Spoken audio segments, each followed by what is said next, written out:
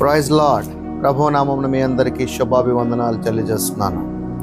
ఈరోజు నేను మాట్లాడే ఒక మంచి దేవుని యొక్క సందేశం ఏంటంటే, మన పిల్లల్ని దేవునిలో ఎలా పెంచాలి. దేవునిలో పెంచితే నీ పిల్లవాడు లోకంలో పడిపోడు. దేవునిలో కనుక నీ పిల్లవాడిని పెంచితే నీ పిల్లవాడు ఎటువంటి చెడు అలవాట్లకు, చెడు వ్యసనాలకు అలవాటు పడడు. దేవుడిలో కనుక నీ కుమారుని, నీ కుమార్తె కనుక పెంచితే ఎటువంటి ప్రేమ ఈ లోకంలో పడిపోయి, ఈ ప్రేమలు ఏమవుతుంది అంటే ప్రేమించటం, సరిగ్గా ఎటువంటి ఆదరణ దొరకనప్పుడు సూసైడ్ చేసుకోవటము, ఇవన్నీ జరుగుతున్నాయి. ఇవన్నీ ఎందుకు జరుగుతున్నాయి అంటే, ఇప్పుడు ఎన్నో చోట్ల త్వరగా పెళ్ళిళ్ళు చేసేసుకోవటము, ప్రేమించుకుని త్వరగా డైవర్స్ అయిపోవటము, లేదా పెళ్లి చేసుకున్న తర్వాత ఒక పిల్లవాడిని కనిన తర్వాత వాళ్ళిద్దరి మీద ఒక ఎడబాటు వచ్చేసి వాళ్ళు విడిపోవటం, ఇదే జరుగుతున్నది. ఎందుకని? లేదా ఈరోజు అనేక మంది కుటుంబాలలో జరుగుతుంది ఏంటంటే, యవనస్తులే మత్తుకు పానీయులు అయిపోతున్నారు, డ్రగ్స్కి వ్యసనపరులు అయిపోతున్నారు, గంజాయికి వ్యసనపరులు అయిపోతున్నారు. ఎటు చూసినా గంజాయి, ఎటు చూసినా డ్రగ్స్కి వ్యసనం అయిపోయి వారి యొక్క జీవితాన్ని పాడు చేసుకుంటున్నారు. అందుకనే పరిశుద్ధాత్మను, నీలో ఉన్న పరిశుద్ధాత్మని దుఃఖపరచుకుడి అన్నాడు. అసలు నువ్వు పరిశుద్ధాత్ముడికి ఆలయమై ఉన్నావు. నీ దేహము దేని నిమిత్తమై పనిచేస్తుంది, ఎవరి కొరకు పనిచేస్తున్నావు నీ దేహముతో అనేది నీకు అర్థమవుతుందా? ఇది అర్థం అవ్వాలంటే తల్లిదండ్రులారా, మీరు ఏం చేయాలంటే మీ పిల్లలకి దేవుని యొక్క మాటలు ఎప్పుడూ కూడా నేర్పిస్తూనే ఉండాలి. ఎప్పుడైతే తల్లి తన గర్భంలో కన్సీవ్ అని తెలిసినప్పటి నుంచి దేవుని యొక్క మాటలు, దేవుని యొక్క సందేశము నీ కడుపులో ఉన్న బిడ్డకి నేర్పిస్తూనే ఉండాలి. అదే దేవుడు చెప్తున్నాడు. నీ తల్లి గర్భంలో ఉన్నప్పటి నుంచే నీవు నీ పిల్లవాడికి నేర్పించాల్సిందంటే వాడితో మాట్లాడటము, దేవుని యొక్క పాటలు అప్పటి నుంచే నేర్పిస్తూ ఉండటము. తర్వాత నువ్వు జన్మనిచ్చి పిల్లవాడు బయటకు వచ్చిన తర్వాత నుంచి కూడా దేవునికి సమర్పించాలి. అంటే నీవు డెడికేషన్ చేయాలి దేవుడికే. దేవా, నీవు నాకు ఇచ్చిన ఈ బహుమానమును తిరిగి నీకే నేను సమర్పిస్తున్నానయ్యా. డెడికేషన్ చేసి దేవుని మాటలను, దేవుని యొక్క పాటలను, దేవుని యొక్క మార్గములను, దేవుని యొక్క ఆలోచనలను నీ పిల్లవాడికి ఎప్పుడు కూడా నువ్వు బోధిస్తూనే ఉండాలి. ప్రతి ఆదివారము సండే స్కూల్కి నడిపించాలి. ప్రతి ఆదివారము దేవుని యొక్క ఆరాధనకి నడిపించాలి. ప్రతి ఆదివారము దేవుని గుడికి రావటము నీ పిల్లవాడికి నేర్పించాలి. సో ఈ విధంగా నీవు దేవుని యొక్క మాటలు ఎప్పుడు నీ పిల్లవాడికి నేర్పిస్తూనే ఉంటే నీ పిల్లవాడు లోకం వైపు చూడడు, లోకంలో పడిపోడు. సో చెడు వ్యసనాలకి అలవాటు పడడు. డ్రగ్స్కి కానీ, గంజాయికి కానీ, వ్యభిచారం, ఫోనోగ్రఫీ కానీ ఏది చేయడు. వాడికి దేవుని యొక్క కాపుదల ఉంటుంది, దేవుని యొక్క భయము ఉంటుంది. దేవుని యొక్క భయం ఉంటే యోబుని ఎంతగానో దీవించాడు. భయభక్తులు కలిగిన యోబుని తన కుటుంబము, తన ఇంటి చుట్టూ, తన పిల్లల చుట్టూ కంచె వేశాడంట. భయం ఉంటే. మరి నీ పిల్లలకు భయం ఉంటే దేవుడు నీ కుటుంబం చుట్టూ కూడా, నీ పిల్లల చుట్టూ కూడా, నీ ఇంటి చుట్టూ కూడా కంచె వేస్తాడు. సో కంచె వేసిన కుటుంబంగా క్రీస్తు అనే బండ మీద కట్టిన తర్వాత నీ కుటుంబము సమృద్ధిగా, శాంతితో, సమాధానముతో హాయిగా జీవించవచ్చు. దేవునిలోకి మనం గనక నడిపించకపోతే మన పిల్లలను మనం చేతులారా నాశనం చేసుకున్న వారు అవుతాం. ప్రజెంట్ లోకము చాలా ఘోరముగా, ప్రజెంట్ లోకము మన పిల్లలు బాగుండి ఉన్నప్పటికీ మన చుట్టూ ఉన్న వాతావరణం చాలా ఘోరంగా ఉన్నది. కాబట్టి మన పిల్లలు నాశనం పోవటానికి చాలా దోహదపడుతున్నది. అందుకనే మీ పిల్లలకి కొద్దిపాటి ఈ మాటలు ఎప్పుడు కూడా మీరు నేర్పించాలని, దేవుని వాక్యము ఏ విధంగా పిల్లలను ఎలా పెంచాలి, ఎలాగ నీ పిల్లలను దేవునిలోకి నడిపించాలనే ఒక కొద్దిపాటి లేఖనముల ద్వారా, స్క్రిప్చర్స్ ద్వారా దేవుడు నా ద్వారా మీతో మాట్లాడిస్తున్న ఈ మాటలు మీ హృదయాలలో, మీ పిల్లల జీవితాలలో, మీ కుటుంబంలో వెలిగింపబడాలని మీ ముందుకు వచ్చి ఉన్నాను. ద్వితీయోపదేశ కాండము 6వ అధ్యాయము 6వ వచనంలో దేవుడు ఏమంటున్నాడంటే, నేడు నేను నీకు ఆజ్ఞాపించు ఈ మాటలను నీ హృదయంలో ఉండవలెను. దేవుడు ఏమంటున్నాడంటే, నా మాటలను, నా ఆజ్ఞలను నీ హృదయంలో ఉండవలెను. అలాగే నీవు నీ కుమారులకు, అంటే నీ పిల్లలకు వాటిని అభ్యసింపజేసి, అంటే నీవు తెలియజేస్తూ వాడికి బోధిస్తూ నీ ఇంట కూర్చుంటున్నప్పుడు, మీరు తల్లి తండ్రిగా కూర్చుని సరదాగా మాట్లాడుకుంటున్నప్పుడు, నడుచుచున్నప్పుడు, నీవు నీ పిల్లలతో ఏ మార్కెట్కో ఏ షాపింగ్కో ఇంకెక్కడికన్నా వెళుతున్నప్పుడు కూడా, నడుచుచున్నప్పుడు, పండుకున్నప్పుడు నీ పిల్లల్ని నీ పక్కలో పడుకోబెట్టుకుని పిల్లల్ని బొజ్జో పెడతా ఉంటారు చాలామంది తల్లిదండ్రులు కదా.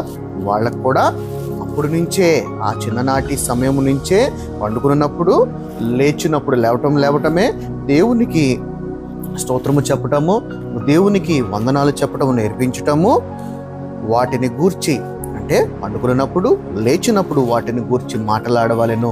నీ నోటి ద్వారా దేవుని యొక్క మాటలు ఏదైతే నువ్వు నీ పిల్లలకి బోధిస్తున్నావో ఆ మాటలే వాడు లేచినప్పుడు కానీ పండుకున్నప్పుడు కానీ మాట్లాడాలంటున్నాడు. సూచనగా వాటిని నీ చేతికి కట్టుకొనవలను.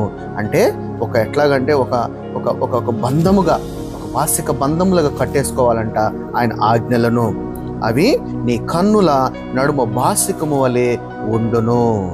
దేవుడి యొక్క మాటలు, ఇంత గొప్ప మాటలు దేవుడు నీతో మాట్లాడుతున్నాడు ఈరోజు. నా సహోదరి సహోదరుడా, ఈరోజు నీతో ఎంతటి మంచి మాటలు ఈరోజు మాట్లాడుతున్నాడు. నీ పిల్లలకు నువ్వు బోధిస్తున్నావా? అభ్యసింపజేస్తున్నావా? దేవుని యొక్క మాటలను నువ్వు నేర్పిస్తున్నావా? దేవుని యొక్క శక్తి కలిగిన మాటలు, జీవం కలిగిన మాటలు నీ పిల్లవాడికి నువ్వు చెప్తున్నావా? అలాగే ప్రసంగి గ్రంథము 11వ అధ్యాయము, అలాగే 9-10 చూద్దాము. యవనుడా నీ యవనమందు సంతోషపడము. అంటే నీ యొక్క యవన కాలమందు సంతోషపడము. నీ యవన కాలమందు నీ హృదయము సంతుష్టిగా ఉండనిమ్ము. అలాగే నీ కోరిక చొప్పున, నీ దృష్టి యొక్క ఇష్టము చొప్పున ప్రవర్తింపము అంటున్నాడు. యవనస్తుడా, నీ యవన కాలం ముందు సంతోషపడము. నీ యవన కాలం ముందు నీ యొక్క హృదయము సంతుష్టిగా ఉండనిమ్ము. నీ కోరిక చొప్పున, నీ దృష్టి యొక్క ఇష్టము చొప్పున దేవుని వైపు ప్రవర్తించుము. అయితే వీటన్నిటినీ దేవుడు నీకు ఫ్రీడమ్ ఇచ్చేశాడు. కానీ దేవుడు ఇంకో మాట ఇక్కడ ఏమంటున్నాడంటే, వీటన్నిటినీ బట్టి దేవుడు నిన్ను తీర్పులోనికి తెచ్చునని జ్ఞాపకం ఉంచుకొనుము. అంటే నువ్వు చేసే ప్రతి పనిలో కూడా అది మంచిదా చెడుదా అని చూసుకుంటూ, నేను కనుక ఏదైనా తప్పు చేస్తే నేను దేవుని యొక్క ఉగ్రతలోకి వెళతానని జ్ఞాపకుంచుకో అంటున్నాడు. అలాగే లేత వయస్సు నడిప్రాయమును గతించిపోవునని గనుక నీ హృదయములో ఉండి వాక్యులను తొలగించుకొనుము, నీ దేహము చెరుపు దానిని తొలగించుకొనుము. దేవుడు ఎంత మంచిగా చక్కటి మాటలు మాట్లాడుతున్నాడో చూడండి. అలాగే 12వ అధ్యాయము 1వ వచనం కూడా, దుర్దినములు రాకముందే ఇప్పుడే వీటి యందు నాకు సంతోషము లేదని నీవు చెప్పు సంవత్సరంలో రాకముందే. అంటే ఈ చెడు కాలంలో ఈ డ్రగ్స్, ఈ గంజాయి, వ్యభిచారము, దొంగతనము, దొంగిలించటము, చెడు వ్యసనాలలో తిరగక ముందే, ఆ సంతోషముగా నువ్వు జీవించక ముందే దేవుడు ఏమంటాడంటే, ఇందులో సంతోషము లేదని నీవు చెప్పు సంవత్సరములు రాకక ముందే మారు మనసు పొందు. చాలామంది లోకంలో వాడు వ్యసనాల రూపంలో తిరుగుతున్నప్పుడు ఇదే మంచి సంతోషం, దిస్ ఇస్ ద జాయ్, ఇందులోనే నాకు సంతోషం ఉంది, ఇందులో కిక్ ఉంది అనుకుంటా ఉంటారు. అది నీకు తెలుసుకునే సంవత్సరంలో రాకక ముందే ఇక్కడ ఏమంటాడంటే, తేజస్సునకు సూర్యచంద్రము, నక్షత్రములకు చీకటకు కమ్మక ముందే, వాన వెలిసిన తరువాత మేఘములు మరలా రాక ముందే, నీ బాల్య దినములందే నీ సృష్టికర్తని స్మరణము తెచ్చుకొనుము.